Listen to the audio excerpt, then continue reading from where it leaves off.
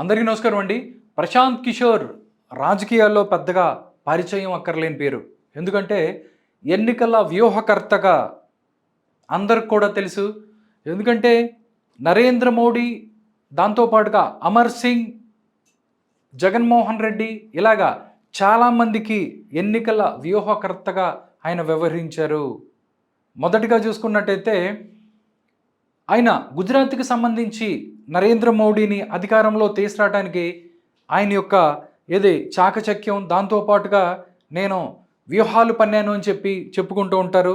దాని తర్వాత ఆయన చూసినట్టయితే ఎవరైతే 2019లో అక్కడ జగన్మోహన్ రెడ్డిని అధికారంలో తీసుకురావడానికి కూడా ఆయన చాలా వ్యూహాలే రచించారు. దీనికి సంబంధించి ఆయన గురించి అందరికి కూడా తెలుసు. కానీ ఇప్పుడు ఎందుకు చెప్పుకుంటున్నాం అంటే, నార్మల్గా మనం అంటాము అంటే ఆయన అందరికీ సలహాలు, సూచనలు, వ్యూహాలు పన్నుతారు, కానీ తాను మాత్రం బీహార్లో గెలవటానికి కనీసం నేను అక్కడ సీట్లు తెచ్చుకుంటాను, ఎక్కువ సీట్లు వస్తాయి అని చెప్పి కూడా ఆయన ఎలక్షన్స్లో పోటీ చేసినా కానీ అక్కడ కూడా ఆయన బొక్కబోర్లా పడిన పరిస్థితి. అంటే డాక్టర్ తనకు తను వైద్యం చేసుకోలేడు అన్నట్టుగా ఆయన అందరికీ చెప్తాడు, కానీ ఆయన మాత్రం ఆయన నిలబెట్టుకోలేకపోయాడు. కానీ ఇప్పుడు మాత్రం ఇక్కడ తమిళనాడుకు సంబంధించి ఈ ఎలక్షన్స్లో 2026 ఎలక్షన్స్లో తమిళనాడులో టీవీకే విజయ్కి ఆయన వ్యూహకర్తగా ఉన్నారు. ఆయన వ్యూహాలు ఆయన ముందే చెప్పారు, ఎలక్షన్కి ముందే చెప్పారు. సిఎస్కేకి ధోని ఎలా సిఎస్కేని గెలిపించాడో అలాగే నేను టీవీకేని గెలిపిస్తాను అని చెప్పి కూడా మాట్లాడిన పరిస్థితి.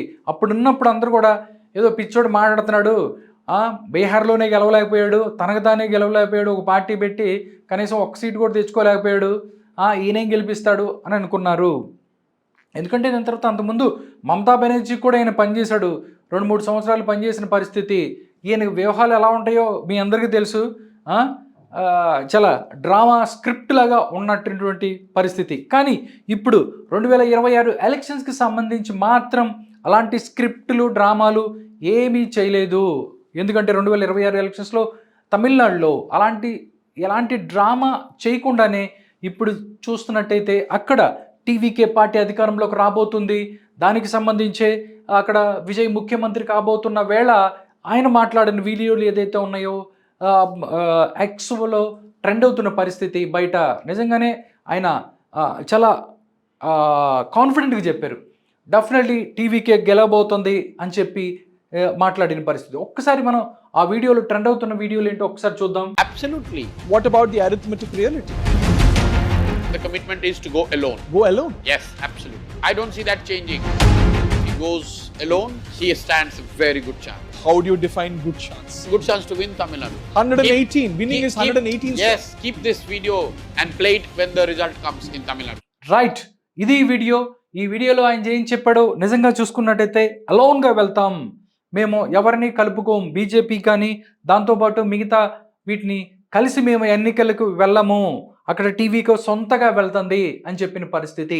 మ్యాజిక్ ఫిగర్ దాటుతుంది అని చెప్పి యాంకర్ అడిగితే ఆయన చెప్తున్నాడు, డెఫినెట్లీగా మ్యాజిక్ ఫిగర్ మేము దాటుతాము, 118 దాటి మేము అధికారంలోకి వస్తాము అని చెప్పి మాట్లాడుతున్న పరిస్థితి. ఇంకోటి కూడా ఆయన చెప్పాడు, మీరు ఈ వీడియో దాచిపెట్టుకోండి, ఈ వీడియో దాచిపెట్టుకొని ఎన్నికల తర్వాత ఇదే వీడియోని ప్లే చేసుకొని చూసుకోండి, లేకపోతే నన్ను అడగండి అని చెప్పాడు. అంటే ఎంత కాన్ఫిడెంట్గా ఉన్నారు.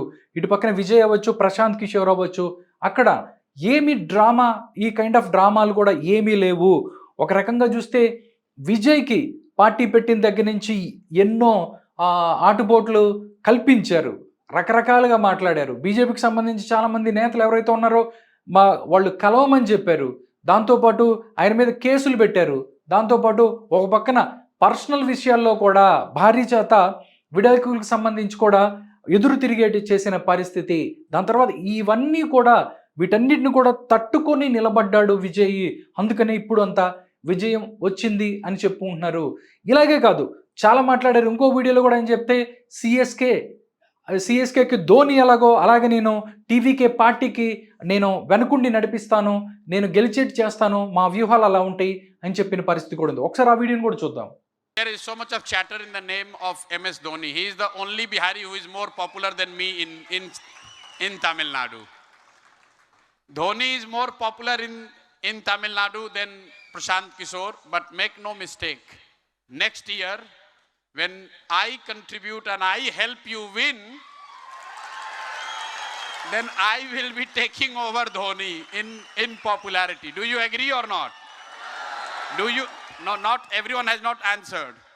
If I help TVK win next year, who would be more popular in Tamil Nadu? My fellow Bihari MS Dhoni, who makes win Chennai Super King every time, or Prashant Kishore? So you see, so I have my own battle to win. Right, అదే చెప్పిన పరిస్థితి. దీనికి సంబంధించి మాకు ఒక వ్యూహం ఉంది. ఎలా అయితే సిఎస్కేని బీహారీ అయిన ఎంఎస్ ధోని సిఎస్కేని ఎలా గెలిపించాడో, మరొక బీహారీ ఎవరైతే ఉన్నారో నేను ప్రశాంత్ కిషోర్ని అదేవిధంగా టీవీకేని గెలిపిస్తాను, నాకు సంబంధించి మాకు కొన్ని వ్యూహాలు ఉన్నాయి అని కూడా చెప్పిన పరిస్థితి. టోటల్గా చూస్తే అంతా టీవీకేకి కలిసి వచ్చింది అని చెప్పొచ్చు. ఒక పక్కన చూస్తే డిఎంకేకి సంబంధించిన హిందుత్వ ఓటు ఏదైతే ఉందో అదంతా కూడా హిందుత్వ ఓటు, డిఎంకేకి వ్యతిరేకంగా పడాల్సిన ఓటు ఏదైతే ఉందో అది విజయ్కి వచ్చిన పరిస్థితి కూడా కనిపిస్తుందని చెప్పి విశ్లేషకులు మాట్లాడుకుంటున్నారు. ఒక పక్కన చూసుకున్నట్టయితే అన్నా డిఎంకే బీజేపీ కూటమికి కూడా సీట్లు వచ్చిన పరిస్థితి. కానీ ఇక్కడ చూసుకున్నట్టయితే మొత్తం డిఎంకేకి సంబంధించిన ఓట్ బ్యాంకును మొత్తం విజయ్ తను లాక్కున్నాడు. ఎందుకంటే ఫస్ట్ నుంచి చెప్పాడు, ఆయన సభల్లో కూడా స్టాలిన్ అంకుల్ అని చెప్పి ర్యాగింగ్ చేశాడు స్టాలిన్ని. దాంతోపాటు డిఎంకేని పతనం కోసమే నేను వచ్చానని కూడా ఆయన మాట్లాడిన పరిస్థితి. టోటల్గా చూస్తే క్రిస్టియన్కి సంబంధించిన క్రిస్టియన్ మైనారిటీ ఓట్లు అవ్వచ్చు, దాంతోపాటుగా డిఎంకే ఓట్లు ఏదైతే ఉన్నాయో ఎప్పటి నుంచో సాంప్రదాయ ఓటు బ్యాంకుని విజయ్ కొల్లగొట్టాడు. దానికి సంబంధించే ప్రశాంత్ కిషోర్ విజయ్ కలిపి కొన్ని వ్యూహాలు రచించి ఇలా చేశారు. దాంట్లో భాగంగానే ఈరోజు అలాంటి ఒక నెంబర్ కనిపిస్తుంది. మెజారిటీతో అందరికన్నా ముందుకెళ్తున్నాడు. ప్రభుత్వాన్ని ఏర్పాటు చేసే దిశగా ముందుకెళ్తున్న పరిస్థితి కనబడుతుంది. నిజంగా చూసుకున్నట్టయితే ప్రశాంత్ కిషోర్ బ్యాక్ అని చెప్పొచ్చు. ఎందుకంటే బీహార్ ఎన్నికల్లో తనను తాను నిలబెట్టుకోలేకపోయాడు. అంతకుముందు కూడా చాలా ఎలక్షన్స్కి సంబంధించి తన యొక్క ప్రిడిక్షన్స్ ఏదైతే ఉన్నాయో అవన్నీ కూడా నిజం కాని పరిస్థితి. ఇప్పుడు మాత్రం మళ్ళీ తెర మీదకి పీకే వచ్చాడు. మళ్ళీ ఐఎమ్ బ్యాక్ అంటూ కూడా ముందుకెళ్తున్న పరిస్థితి కనిపిస్తుంది.